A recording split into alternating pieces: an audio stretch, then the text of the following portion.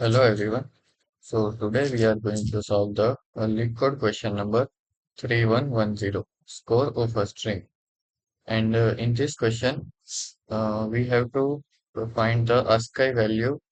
Uh, uh, we just minus the second character in from the first and third character from the second.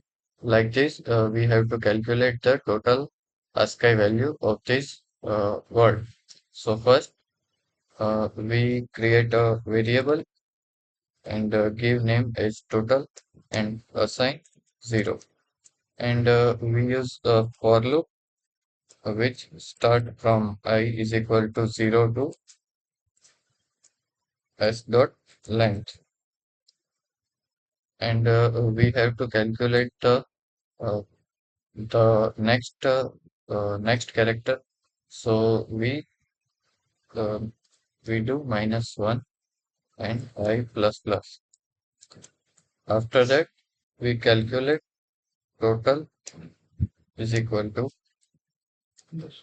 total plus, and we have to use the abstract mode. So ABS S of I plus 1 minus S of I, and we just return the total. After that, we run this code. So that's it. Thank you.